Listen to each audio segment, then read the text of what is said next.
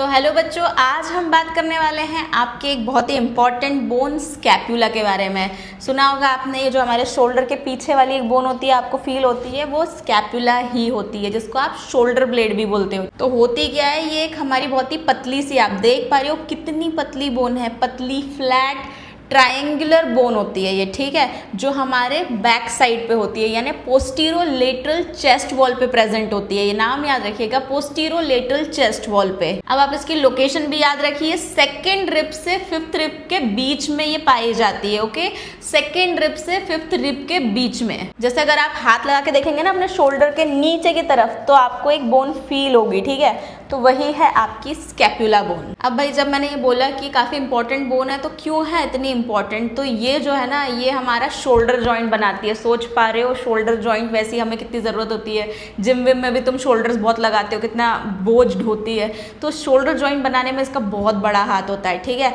इसके साथ साथ ये हाथ का मूवमेंट भी कराती है, यानी अगर आप सोच रहे हो कि मूवमेंट का जो बेस है ना, एक्चुअल में स्कैपुला ही करवाती है। और साथ ही एग्जाम पॉइंट ऑफ व्यू से भी बहुत इंपॉर्टेंट है, क्योंकि भाई इस पर बहुत सारे मसल्स का अटैचमेंट्स होता है, हम धीरे धीरे करके देखेंगे। तो भाई सबसे पहले हम इसके एंगल्स देख लेते हैं। आप देख पा रहे हैं कि ये इस तरीके से प्रेजेंट होती है, ये ऐसे, ठीक है। सबसे पहले एक होता है सुपीरियर एंगल जो ऊपर की तरफ होता है, एक होता है नीचे की तरफ इंफीरियर एंगल, ठीक है, और एक होता है लेटरल साइड पे lateral angle. Superior, inferior and lateral angles आपको देखने को मिलेंगे। साथ ही इसमें कुछ फोसा वगैरह भी प्रेजेंट होते हैं। एक आप इस साइड पे ये देख पा रहे होंगे, कैविटी लाइक प्रेजेंट है, जिसको हम ग्लीनोइड कैविटी बोलते हैं या ग्लीनोइड फोसा भी बोलते हैं। यहाँ पर आकर आपकी ह्यूमरस बोन अटैच होती है।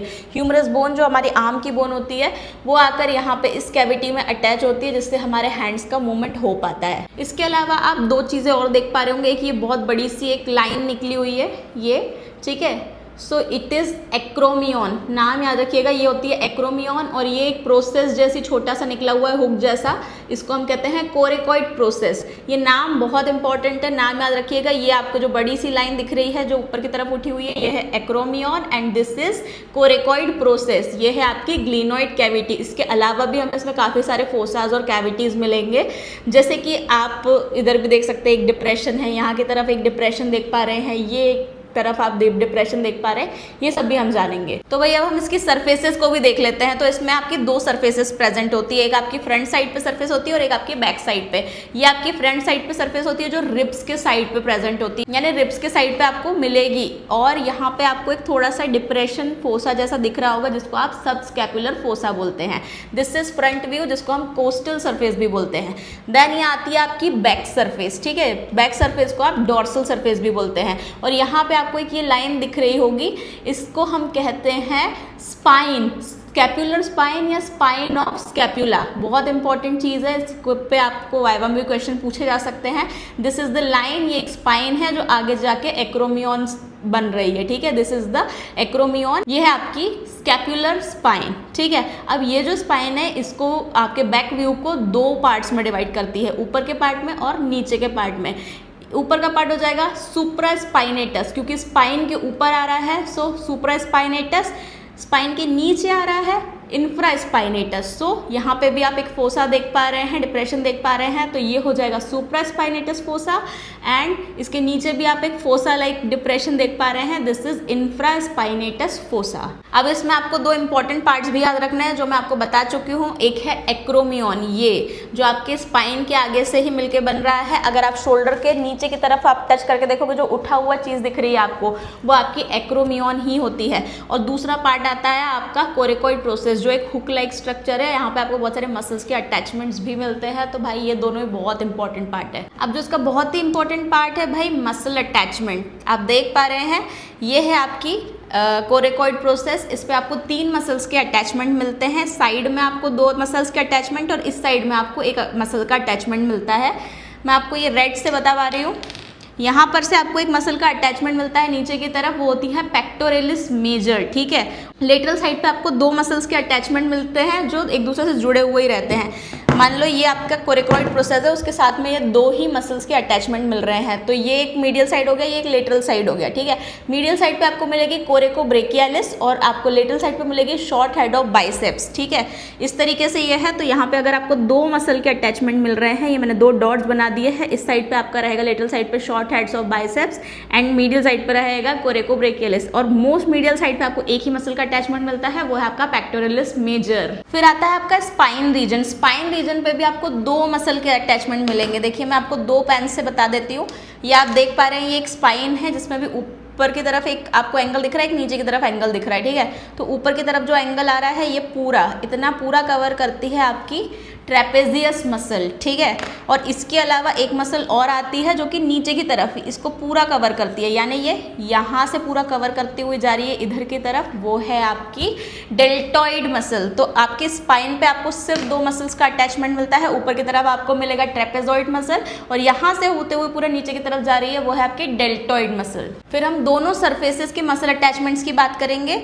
तो पहले आपका कोस्टल सरफेस यानी जो फ्रंट व्यू है आपका, इसकी मसल अटैचमेंट देखते हैं। तो ये जो पूरा कवर कर रही है, आप देख पा रहे हैं, ये जो पूरा कवर कर रही है, जो मैंने रेड से ड्रॉ किया है, यहाँ पे आपकी सब स्कैपुलरिस मसल का अटैचमेंट होगा। इसके अलावा इस साइड पे ये जो पूरा एंगल है, इस साइड पे आपकी मसल आ जाती है serratus anterior, okay, serratus anterior. यहाँ पे आ रही है आपकी सब स्कैपुलरिस, यहाँ पे सीरेटस एंटीरियर। एक मसल और मिलेगी ऊपर की तरफ, यहाँ पे वो है ओमोइड, यहाँ पे उसका अटैचमेंट मिलेगा। इसके अलावा हमने यहाँ पे देखा था कोरेकोइड प्रोसेस में जो मोस्ट साइड थी वो थी शॉर्ट हेड ऑफ बाइसेप्स। यहाँ पे उसके जस्ट नीचे ग्लिनोइड कैविटी के नीचे आपको लॉन्ग हेड ऑफ बाइसेप्स का मसल अटैचमेंट भी मिलता है। तो आपको इन मसल्स के नाम याद रखने हैं। फ्रंट में सब स्कैपुलरिस जो फ्रंट व्यू को पूरा कवर कर रही है, उसके साइड एंगल पे अगर आप देख रहे हैं तो वो है सीरेटस एंटीरियर, ऊपर की तरफ ओमोइड एंड ग्लिनोइड कैविटी के जस्ट नीचे long head of biceps. Now back surface के मसल अटैचमेंट की हम बात करें तो हम स्पाइन का तो हम पहले ही देख चुके थे।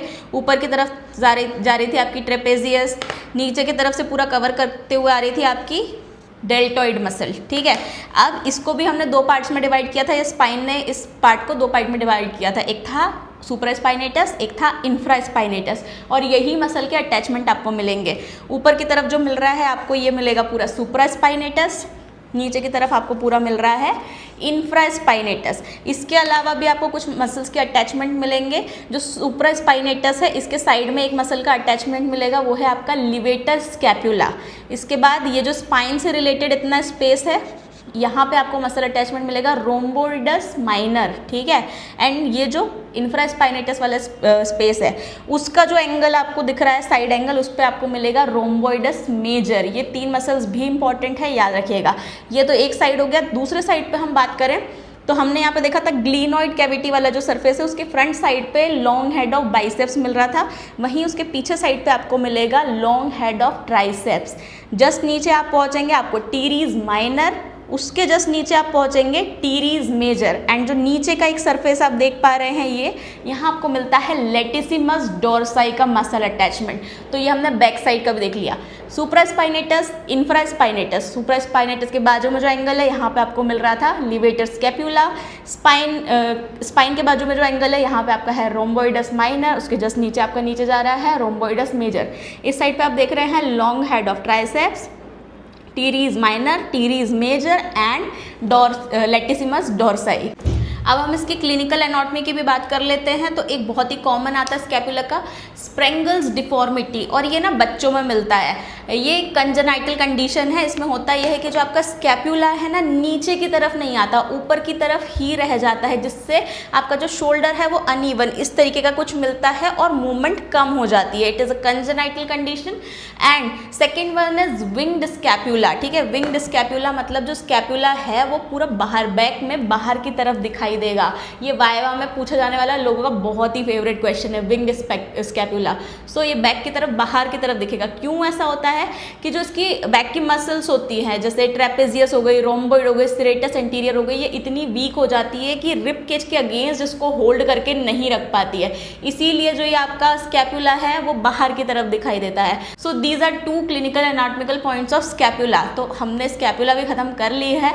आई होप आपको समझ आया होगा और ईजी लगा होगा। कोई क्वेश्चन है इसके रिगार्डिंग तो मुझसे कमेंट सेक्शन में जरूर पूछना, और नेक्स्ट क्या पढ़ना चाहते हो ये भी मुझे बता देना। मिलते हैं नेक्स्ट वीडियो में, बाय।